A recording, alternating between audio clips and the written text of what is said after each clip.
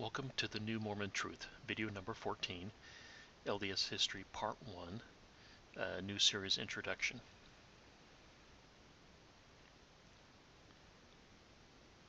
So the purpose of the New Mormon Truth videos is to examine the truthfulness of the critical issues facing the LDS Church. That's from video number 1. In this new series, we'll titled the LDS Church History, we'll examine the critical issues within the context of history. When I say context, I mean the LDS political, social, and economic history. Using Saints Volume 1, The Standard of Truth. This was just released in September of 2018. Or this new history book, released by the church, was released in September 2018. So why am I doing this? Because the LDS Church says that Saints covers, quote, the controversial aspects of church history. Well, good. Therefore, let's see if it's true. If that's something you're interested, then please hit subscribe. So what are the critical issues? I've covered this in a past video. This is from Apostle Ballard in 2016.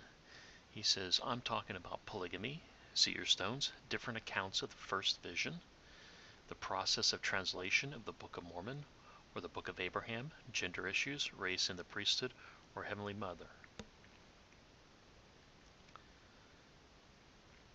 And then from Michael Ash, 2014, he's a prominent LDS apologist. He says the top 3 issues that cause LDS members to leave are some form of problem with the Book of Mormon. Then he goes on to specify archaeology, DNA, or quote, something that would argue the Book of Mormon is fiction. The Book of Abraham, or he said plural marriage, so polygamy. So as you can see, Elder Ballard talked about these critical issues: polygamy, seer stones, first vision, translation of the Book of Mormon, gender issues, etc. And Michael Ash identified these are the top 3 reasons. He didn't give them in order, maybe people don't know, but these are the top 3 issues why people leave the church. And in an informal poll, you can actually go to Facebook and find out that these are the top issues. So people are not leaving the church or stopping attending church because they want to sin or weak, etc. They're actually leaving due to the above issues. So accordingly, the church said that Saints addresses the critical issues. And these are the critical issues. So we're going to track these as we read Saints, or I'm getting ahead of myself. Let's see if Saints actually addresses these issues. Are there critical issues covered in Saints? From the Ensign, September 2018, quote, Volume 1, The Standard of Truth, covers the history of the church from 1815, before the first vision, to 1846, the year the Nauvoo Temple was dedication. 3 additional volumes will be released in subsequent years. Each volume will be transparent, honest, and faithful, with controversial aspects of church history covered in the context of the entire story, so within the context, according to Elder Stephen E. Snow, church historian and recorder. I've noted in previous videos these are sort of footnotes. At the end of the video, you can see where I'm getting this information and links to it. So you can go look up and read the quotes in context. And then from Saints, in the chapter of Notes on Sources, page 660 of Saints, it actually says, to maintain the readability of the narrative, the volume rarely addresses challenges in or to the historical record in the text itself. Rather, it relegates such source-based discussions to topical essays on saints.lds.org. Readers are encouraged to consult the essays as they study church history. So here we have the Ensign saying the Saints addresses the controversial aspects, but then Saints itself says, no, to maintain the readability of the narrative, it rarely addresses these issues, but they're in these topical essays that are online. So they're saying sort of two different things. So members, my title here is Members to Read the Sources and Supplementary Material. So from Saints, in the very beginning, from a message from the presidency, we encourage all to read the book and make use of the supplementary material available online. Good. So they're saying, read the book, read the supplementary material. From Saints, note on sources, page 659, it says, scholars who researched, wrote, and edited this volume know the historical sources well, used them thoughtfully, and documented them in the endnotes and list of sources cited, which is at the, both of these are at the back of the book. Readers are invited to evaluate the sources themselves, many of which have been digitized and linked to the endnotes. It is probable that the discovery of more sources or new readings of existing sources will in time yield other meanings, interpretations, or possible points of view.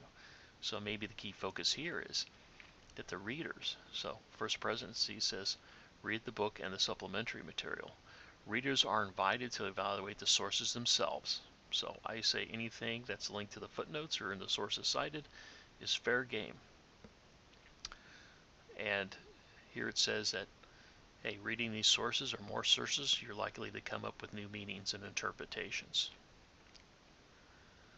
And then lastly on this, I've already quoted this, Saints, page 660, readers are encouraged to consult these topical essays, which address challenges in or to the historical record as they study the church history. So we read the book and the supplementary material, the endnotes, the sources cited, and the essays. So the plan for this series is to use Saints Volume 1 and the supplementary material. So here's a copy of Saints. So use only church sort resources. Most are available online. So the first thing we're going to use, so we're only going to use church sources for this series. And the first one, main one we're going to use Saints, Volume 1. We're also going to use the supplementary material, the endnotes, the topical essays, etc.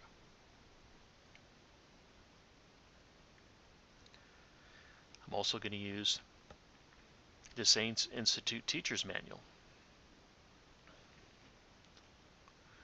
So Saints is now the student reading for Institute course Religion 341.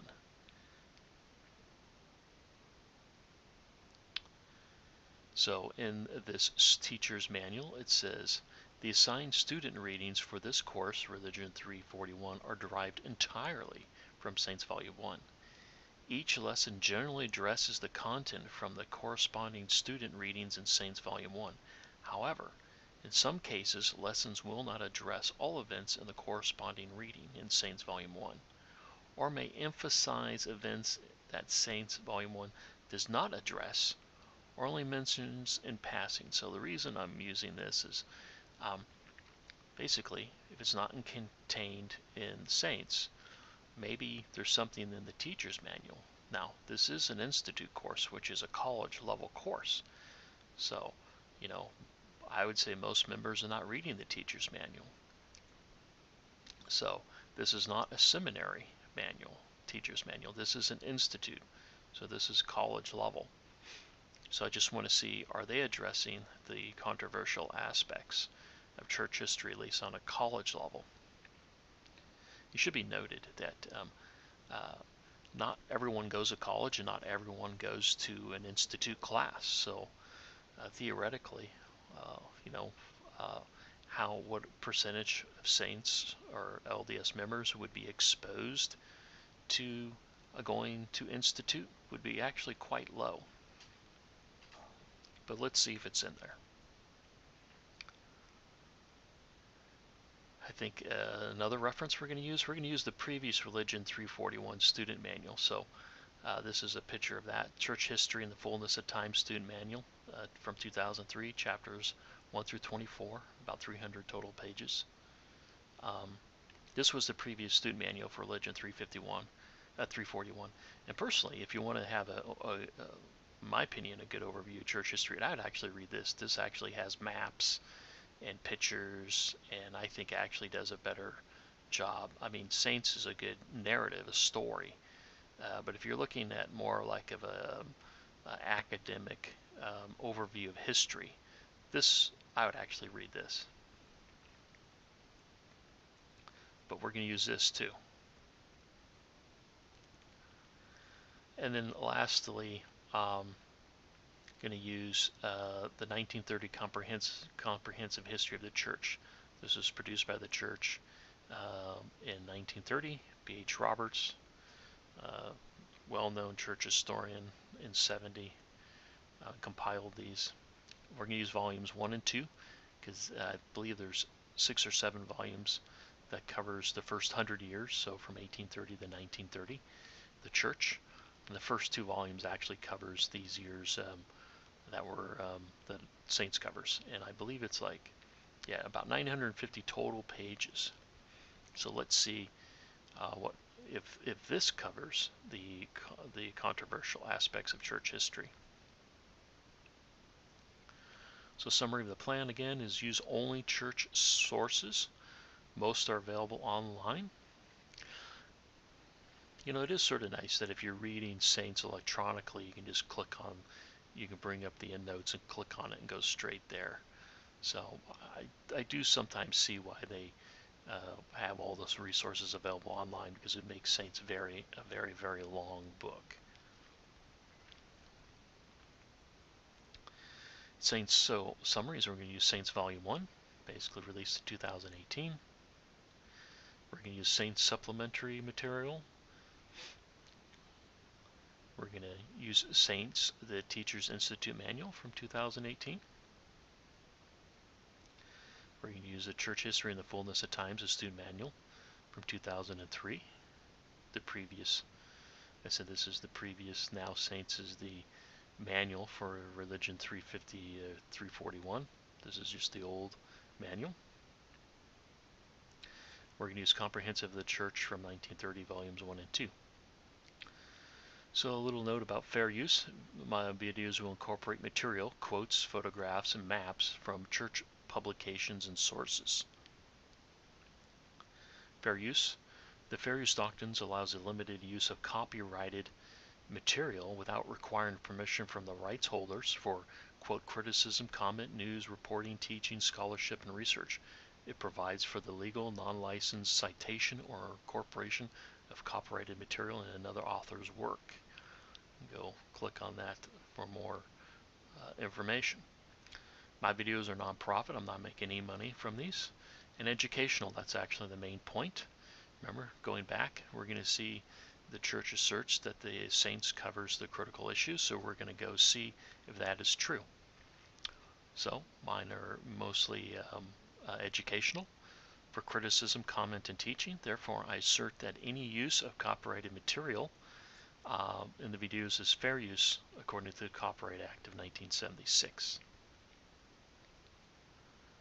So this will be, so if you go look at the videos, if you're in like YouTube, this will be what the video display icon will be. And this will use church-only sources, and I'll continue to use this sort of icon for other, if I'm going to be looking at things critically using other sources, I will use, or maybe a deeper dive into something using other sources, I will use this icon. So if you like the video, please hit like and please subscribe. and here are the sources.